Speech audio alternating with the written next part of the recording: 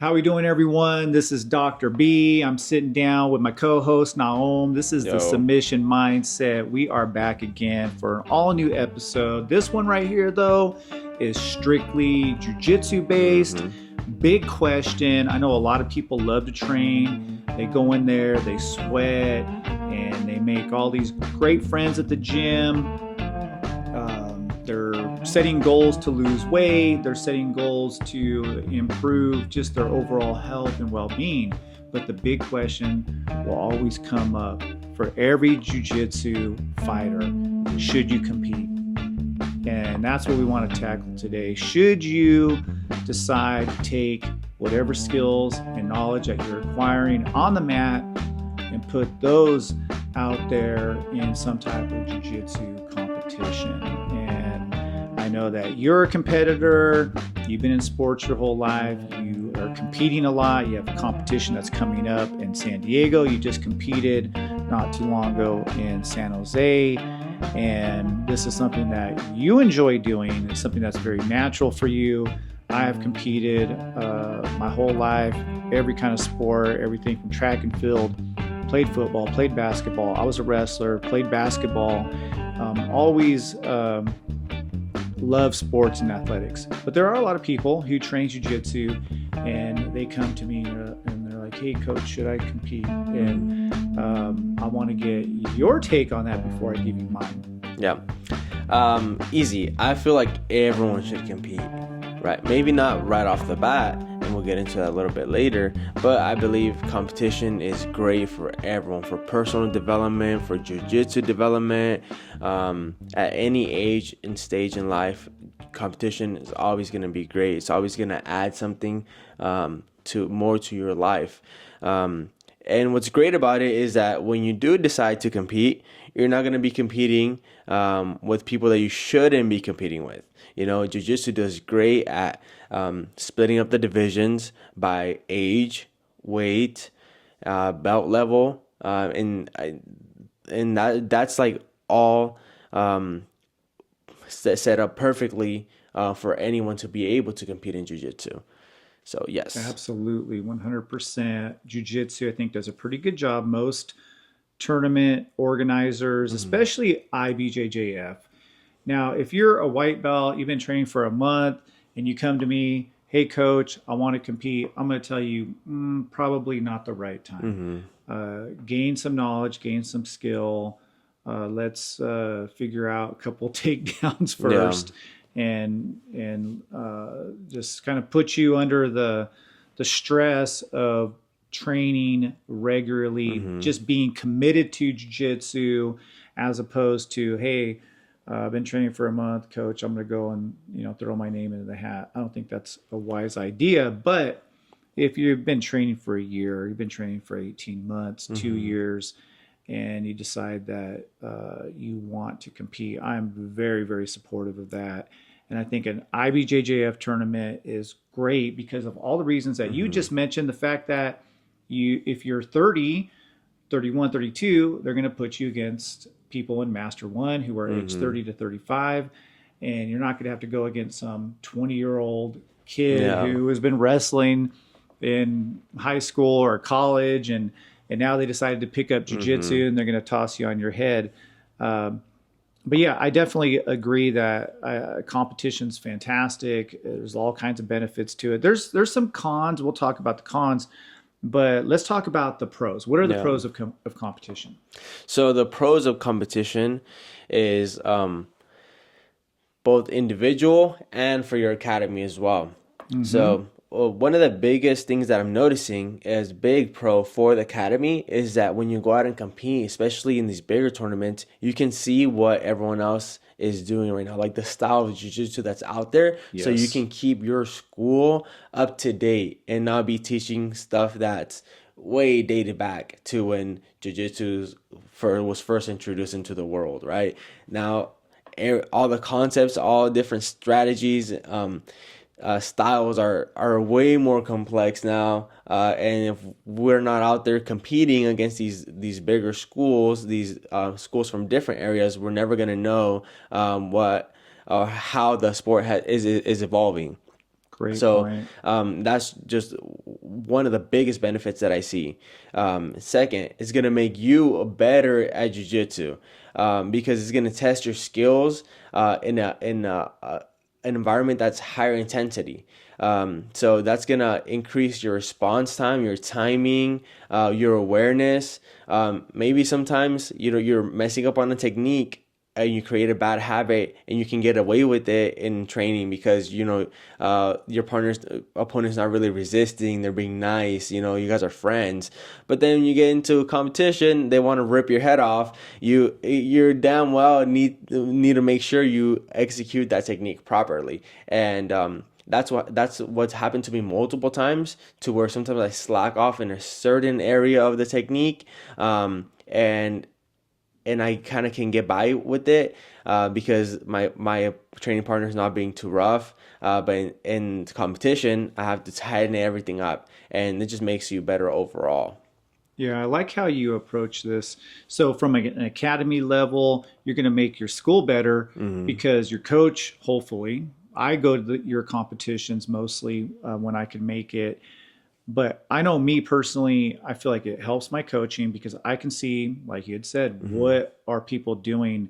What are the new techniques? What styles are being implemented at the competition level, the competition circuit? And then I can study that, and then I can prepare our students better so that way they can be competitive if they do decide to compete. And so on an academy level, man, it's going to improve your school. So whoever goes out and competes, I always let them know you're not only doing yourself a service, improving your jiu-jitsu, you're accelerating your progress, but you're also making all of your training partners better. You're making your academy better. And so I do appreciate all the competitors that we have. I know you and Kill and Colette are really, really great examples. And we have others at our school that will compete from time to time. And you don't have to be a full-time competitor to get all kinds of great benefits from it. But anytime anybody competes, I feel like, man, it just helps the school, especially when I'm able to go to the competition and support you or support anybody who fights at our gym.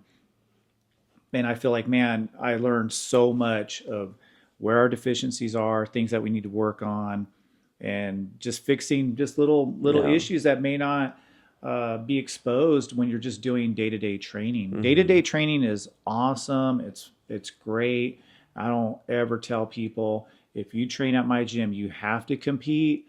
I think what I really want people to know is that it will accelerate your knowledge and your progress. It's going to make you better if you decide to compete. That's going to make your training partners better, and it's going to help your gym. I think everyone should compete at least once. Yeah, I would agree. There's going to be a lot of times when people are scared to compete, and then they get out there for the first time, then they get addicted to it, And then some people will be like, okay, one and done, that's good for me. That's a good point because, there's somebody who may think, I can't do this, I can't compete. And next thing, maybe they get out there and what they find is that they're really great under pressure. I've seen that before where I've been really amazed, and I could even say shocked by how well some of my students have done in competition. And I thought, dang, man, this person does really well under pressure. And so you might be one of those people where you're like, oh, I don't want to compete. I'm nervous. I'm afraid I might get injured, and I don't want to put myself in that type of stressful environment.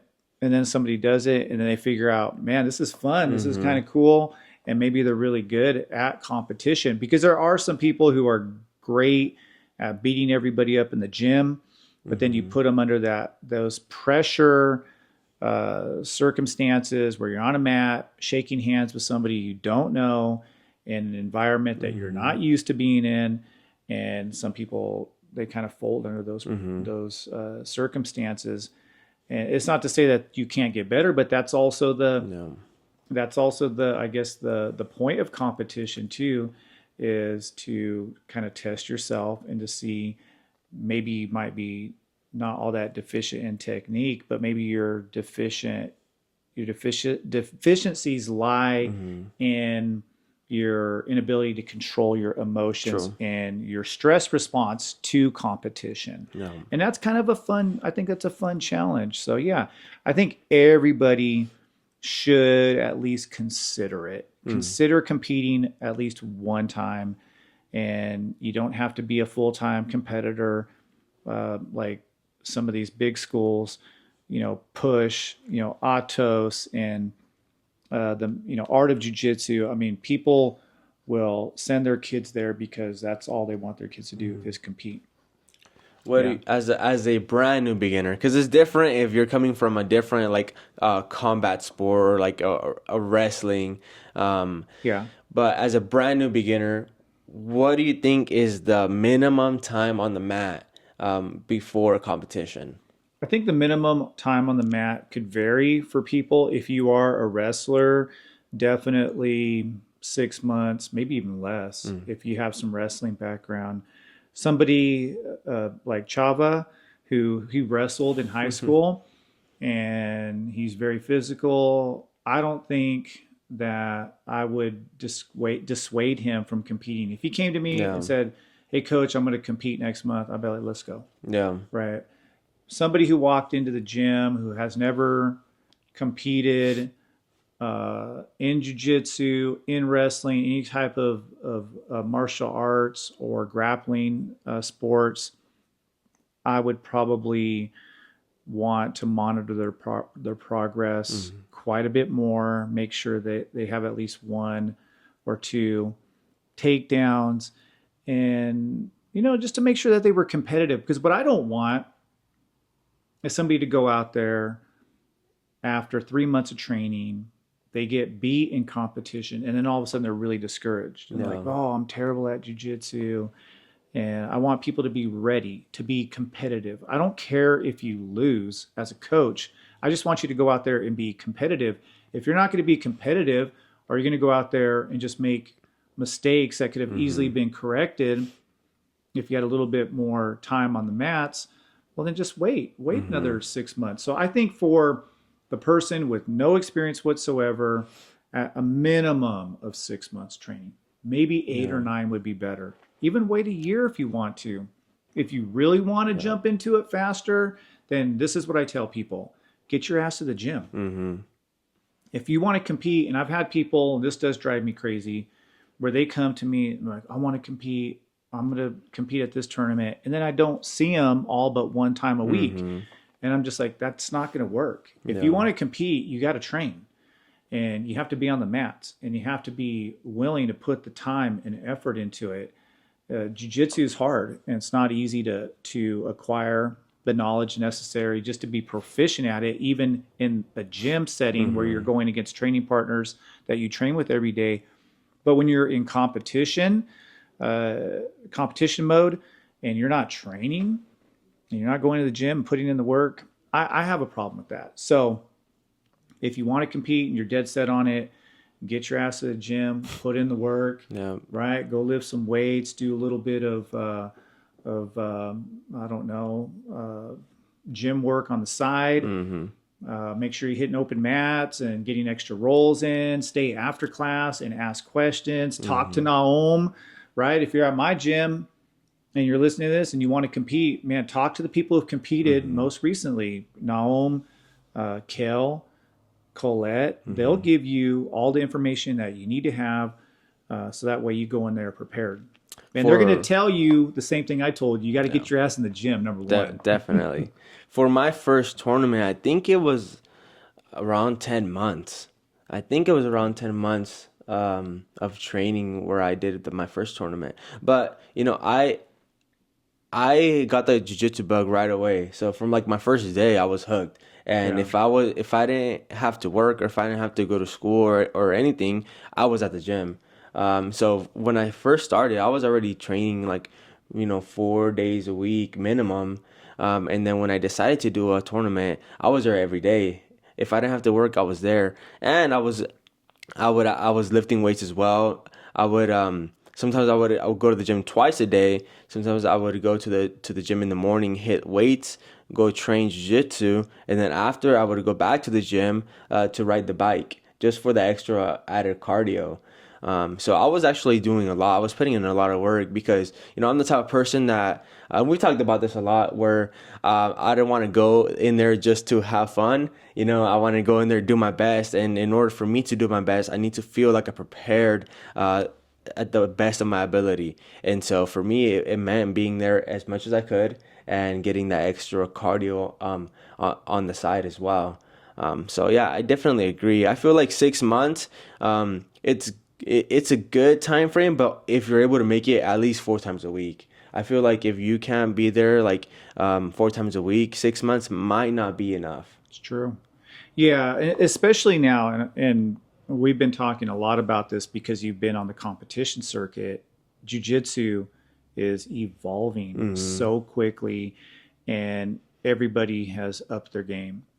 People are not going to an IBJJF tournament and paying $150 to $200 to go have fun. Yeah. They're going there to win. And if you want to do a local tournament or an in-house tournament, probably a little bit more of a friendly, relaxed atmosphere, and that might be a good place to start. But if you're going to jump into the big leagues right off the bat, you better be ready and you better be competing often if you want to be competitive.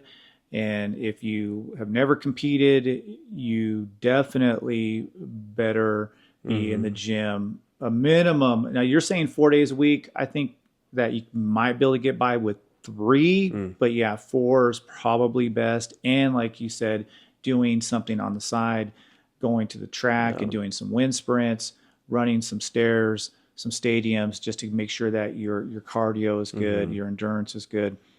I mean, there's no substitute for being on the mat and training, but you want to be doing something on the side, because these competitors are really taking this pretty seriously now at pretty much all the levels, right? Yeah.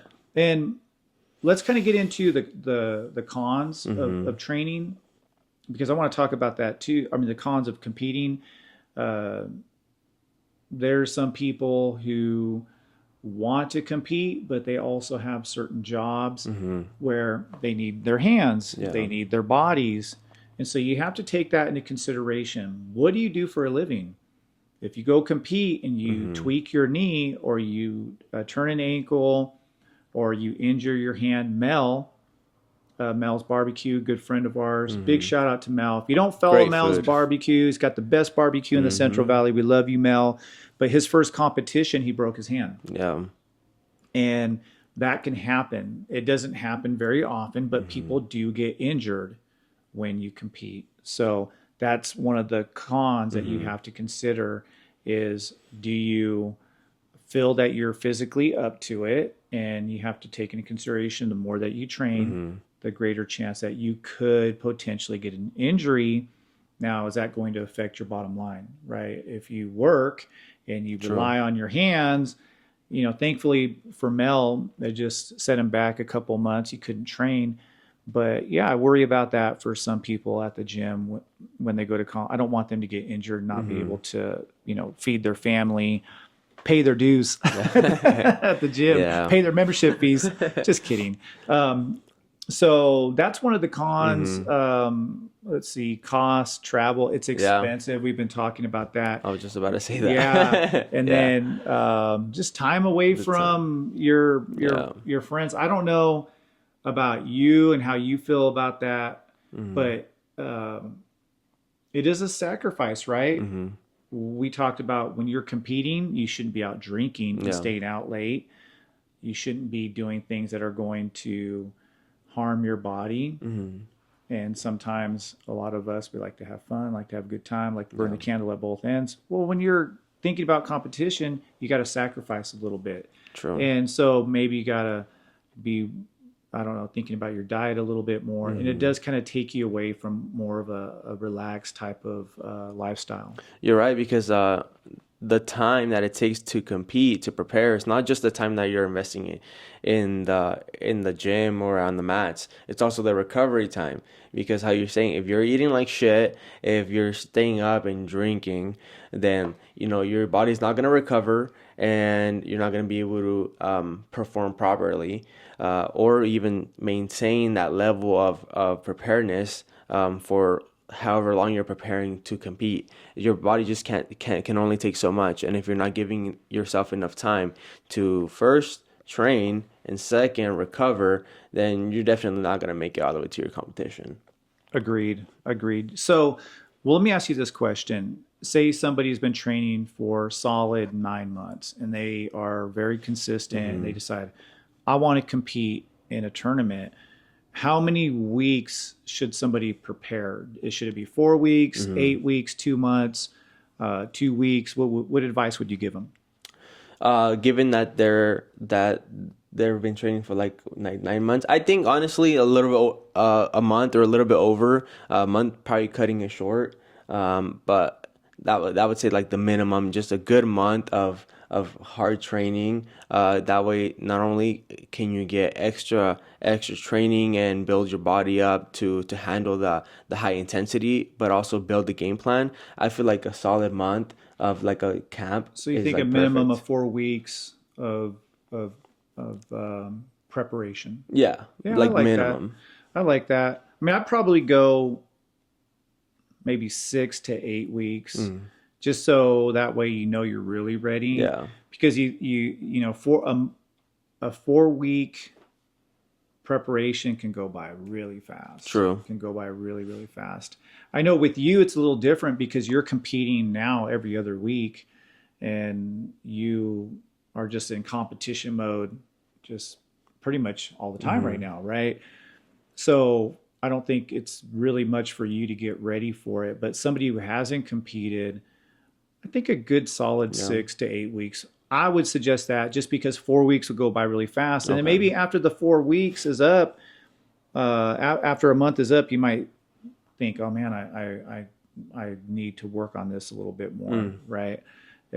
You might start identifying deficiencies, which is one of the pros to competition too, because when Yeah. you go into the gym and just to sweat and have a good time, which is nothing wrong with that at all, just to maintain good health and wellness, get the fellowship of being around good people, all that's amazing. But then you start getting ready for competition, you start to see your deficiencies and you start True. realizing, man, I'm really bad on bottom. My side control escapes suck and that's why it's a good, I think maybe 8 weeks, maybe a little better, maybe 2 months if you can find a tournament that's 2 months out, man, you get an extra day of work in. You start writing down, this is what I really suck at. This is what I'm good at. This is where I want to focus in on. Talk to your coaches, talk to the people who are going to support you, and just get all the intel that you can get. You don't want to overdo it and overthink it because sometimes you just go out there, slap hands, and get Yeah. after it too. True. But yeah, I mean, I don't know. I think there's nothing wrong with being prepared. Yeah. Like, I don't know. How do you feel about preparation? And maybe you can give some advice on what you're doing right now to prepare. Yeah, so right now, it's a little different for me because now I'm just kind of tidying up all my deficiencies. I already have like my set game that I turn to, and we have like a strategy as well in terms of like beginning to essentially end. So now it's just like finding those little deficiencies for me and working on those. Lately, it's been De La Hiva. My De La Hiva escape sucks, and recently that's how I lost in the most recent match. They pulled guard, went to De La Hiva, deep De La Hiva, took my back. And then from there, it was just I just had to catch up and recover. So right now, it's been finding those little deficiencies for me, because I already have like my style of jiu-jitsu that I already play, and it's basically that's what it is. What else do you think? Yeah, I mean, for you, I feel well, just what I'm seeing from Hmm. I feel like the mental side of it, you've got that covered. I don't think there's any type of issues in terms of like your psychology and how you go into these competitions. I never worry about you in that regard. What I worry about with you is the the bad habits and the laziness that kicks in, the inertia of Mm, training day after day. true. And I do see sometimes bad habits that you do in the gym that translate to the competition. Yeah, agreed. And so those are some of the things that we're trying to fix with you. And I know, like I say, your situation is a little different than somebody who hasn't competed before. My thing is just be as prepared as you possibly can. Don't, for your first competition, don't take it too seriously. Even for you, as much as you're competing, and I know we have lofty goals for you, and I know you have lofty goals for yourself, I don't feel like we're putting so much pressure on you that it's too much. It's like you want to do this, something that you want to do, and I want to support you. And to me, for the person who wants to go into a competition scenario for the first time, don't put pressure on yourself to win. Yes, you should want to win. You should want to do well. My biggest thing is just you want to be competitive. You don't want to go out there and just get ragdolled. Just get mopped up. And I don't want that for any of my students. And I've had students in the past who have competed too quickly, and I've told them, man, maybe you should wait. And they get overly eager because they go watch you compete. I've seen this happen. So it's funny because when somebody goes and watches somebody train or watches somebody compete, they like are looking at it and they're like, that's easy. I can do that.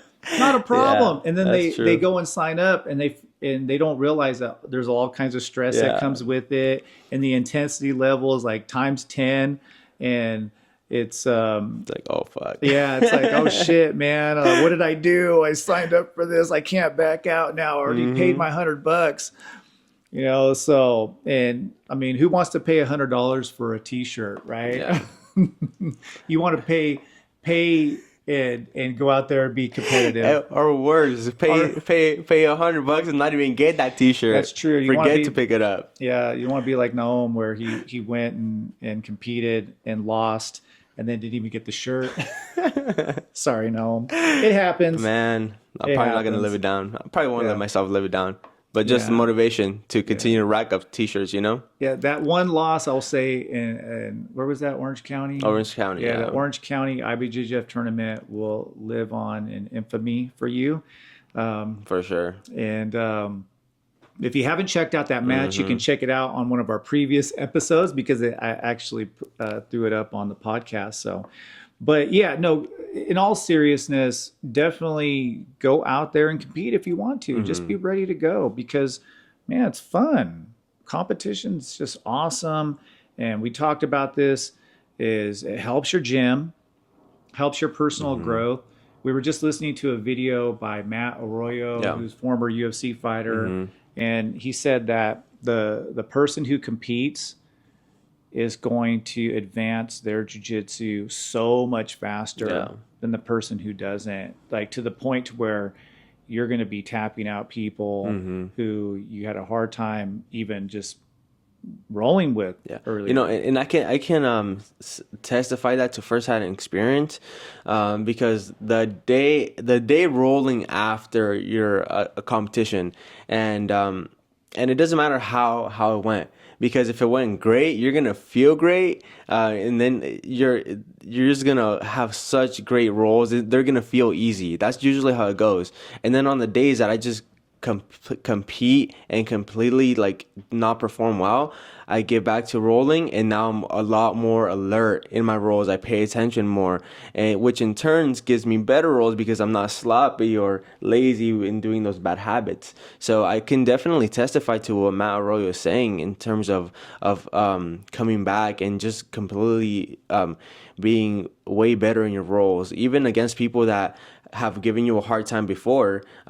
When you come back from competition, it just feels different. It feels way better. It feels easier, especially because that first roll, the intensity, it's real low. After you just competed at a real high intensity, then you roll low intensity, it's gonna feel so easy. Do you get a confidence boost as well? Yeah. I mean, just in general, just like you just generally feel better about your jiu-jitsu? Yeah, definitely. Especially when you do things well in tournament. For myself, there was, I was able to make a couple of adjustments during the matches, just listening to the stuff you were calling out, and then the advice you would give me after the the match was over.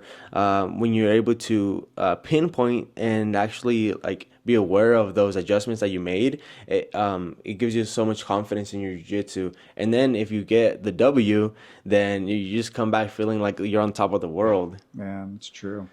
Yeah, no, it's been a lot of fun watching you compete, and I enjoy the travel part of it, the experience, and I think that's another Hmm. pro as well. I guess if you wanted to throw that in there, is Yeah, it's fun. true. It's an adventure.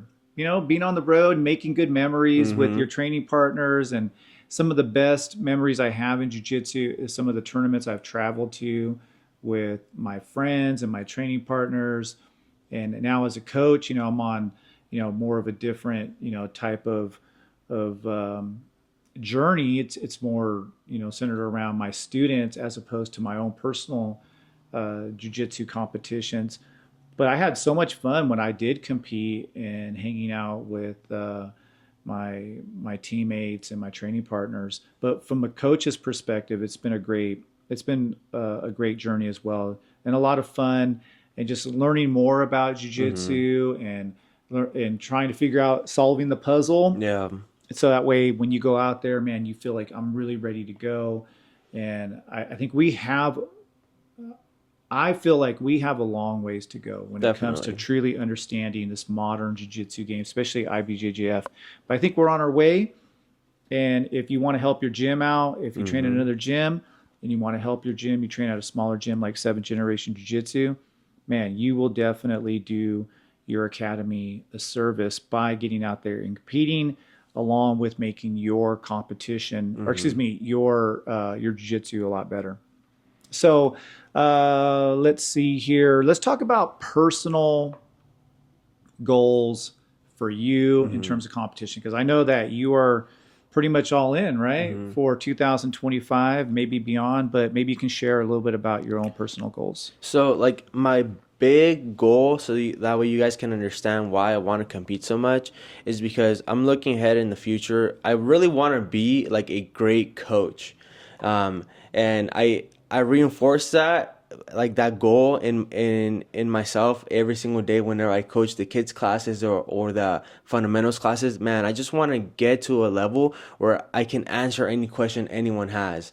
Um, I don't think I'll ever be like Danaher, but but that's a great goal to strive for. I want to get to the level to where I'm just able to give back to anyone that wants to learn jiu-jitsu and compete and I want to do that through competition. I want to do that through testing myself so that way I can be in any and every competition that there is out there in any level. I want to compete as much as I can so that way in any of my students in the future, if all goes well, and I do have students in the future and I'm a good coach, You are. hopefully, that I can give them advice not only through studying others but through like personal anecdotes to having been there at all levels of competition.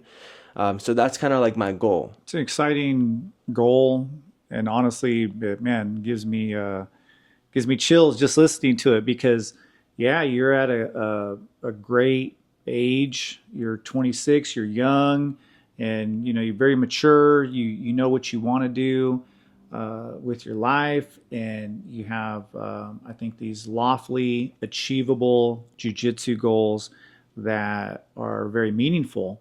And I think the way that you're going about it, throwing your name in the hat at the toughest tournaments, because there's a lot of people Hmm. who I think are afraid to do it the way that you're doing it. You're going into IBJJF environment where literally just so you all know, Nahum is adult division blue belt, Hmm. but he's going to get some of these competitors that are literally traveling the globe to Yeah. compete, and that's all they do. And these are the people that he's competing against, and he's hanging in there. And we're trying to crack this code and figure out how to attack these new modern guards and these strategies that some of these schools are using, that it's all based around winning. It's not Yeah. based around shaking hands and having a good time. They're going out there to win. Mm-hmm. And it's really exciting to watch you compete and to hear about this long-term goal of you, being able to talk to anybody, any future student that you have and say, hey, man, I've been here. Let me share with you a little bit of my experiences. It's pretty cool. It's really, really exciting. And we know that you have a tournament in San Diego coming up. You're going to run it back in the Worlds, 2025, right? The pyramid, the Blue Pyramid. Yep. Going to head back to the Blue Pyramid, and you're going to compete blue belt in the Worlds there. And then beyond that, what's the plans for the summer competition? Yeah, I want to at least continue to do at least one competition a month. That's like my short-term goal, just so I can stay in that competition mindset, competition physique, and then just keep building that confidence, building that that mat awareness, that fight IQ that we've talked about, just to have seen it all. Man, I love it. So that's a great segue into our next segment here, sponsorships. Mm-hmm. We are looking for any kind of sponsorship help for our competitors at 7th Generation Jiu-Jitsu. We have a lot of great people at the gym who want to compete, but it is costly. And you've been traveling all over California to compete, but some of these competitors are traveling literally the globe. People coming from Brazil to the United States. One of the competitors that Nahum fought is traveling to Denver, I think, then Atlanta, then back to the Worlds, right? So these competitors are traveling and doing this full time. And so any type of business out there is looking to possibly sponsor 7th Generation Jiu-Jitsu competition team. Reach out to us. You can hit up the Submission Mindset on Instagram. You can hit up 7th Gen BJJ on Instagram. What's your Instagram? Yeah, or you can hit us up individually. My personal Instagram is STC_Nahum, Nahum. Yeah, definitely. And any type of help or assistance would be appreciative. I know that I love these competitions that we go to. Are making a lot of great memories, and it would be really cool if we can continue to do it and even do it more, right? True. But there is a cost behind it. So if you are interested in helping us out with our competition team, 7th Generation Jiu-Jitsu, and I'll let you speak on this as well, very small Jiu-Jitsu academy, and we're not well known in Jiu-Jitsu by all means, and we're just a small school. I started the academy. This is my 8th year now, coming into my 8th year. I started it and never thought it would ever turn into what it's turned into. And just I love what we've been able to build. And I couldn't have done it without so many amazing people, and including all the people who went out there and competed, because we've traveled. Our school has traveled, and people always ask, "Oh, where do you train?" And we say, people say 7th Generation Jiu-Jitsu, and they just kind of look at us like, "Oh, I've never heard of them." We're the unknown school. Yeah. So if you want to support the underdog, that's what we are. We're the underdogs, and definitely reach out to us, because we are looking for sponsors for our competition team. So just to I let you add on to anything I said there. Yeah, so 7th Generation, it's not just jiu-jitsu, it's a good community of just amazing individuals. We're a big family gym, and sometimes it's hard to find a safe space for people of all ages, genders, and that's what we are. That's one of the reasons why I immediately fell in love with 7th Generation, and I'm here 5 years later. It's crazy. Yeah, it's time is flying by, and I love what we've built and what we continue to build. And I'll say it again, I couldn't have done it without so many people, Coach Dave, and all of the students that have come through. Some of the students who are no longer with us as well. Jiu-Jitsu is one of those things that, people come, people go, but everybody who's walked through that door has contributed something to our growth and our progress as an academy. And I look forward to the future and building this competition team as well. and watching you compete, man, because it's a lot of fun. It's exciting. I'm really looking forward to what the future holds for you. And like I said, we got San Diego in less than 2 weeks. Then we have the Worlds. I will be at the Worlds. I'll be at the blue pyramid, Yeah. and we're gonna run it back. And yeah, we'll just keep this train going in this direction. Any other inspiring words for our future competitors out there? Man, it's a emotional roller coaster, but you know, if you get through it, it's gonna be so rewarding. That's as simple as that. It's gonna be very rewarding, regardless of the outcome. So just surrender the outcome, prepare the most you can, and you know, fight those fight or flight sensations and emotions. Because trust me, once you get out there, it's gonna feel amazing. You're gonna be doing something that you already love. You wouldn't be even thinking about competing if you didn't like jiu-jitsu, and you're gonna have a great time regardless, and you're gonna grow afterwards. Yeah. So the most important thing to remember, however, is when you do compete, don't forget to pick up your shirt. That's true. That's true. Very true. Get your free shirt or whatever it is that they give you. Don't forget to pick it up. Man. Don't pull it home. Man. Anyways, if you guys have any questions, whether it's about competition, how to prepare, any jiu-jitsu related questions, or anything in life about, you know, any struggles that you're going through, reach out to us. We'd love to hear what you have to say. Definitely. And if you have any ideas about our topics, you know, shoot them our way as well. Yeah, any kind of questions, any type of interaction that we get from people who check out the show. We just started the Submission Mindset podcast, and we've already got a little following going, so we want to keep that up. But yeah, reach out. And, you know, if you hate the show, we would want to know why. Sure. If you think we're wrong on a topic, or you think that maybe there's some other perspective of anything that we discuss, man, shoot us a message, and I'm definitely willing to take any kind of input. So, yeah, I'll edit that out. This has been the Submission Mindset podcast. Any last words here? No, just stay rolling, guys. If you haven't ever rolled, go check out your local jiu-jitsu gym. If you're in the Fresno Clovis area, stop on in. We don't have any drop-in fees, so if you are here from out of town, you want to get some rolls in, stop on by. All right, All right, y'all. Keep rolling. take care. Later.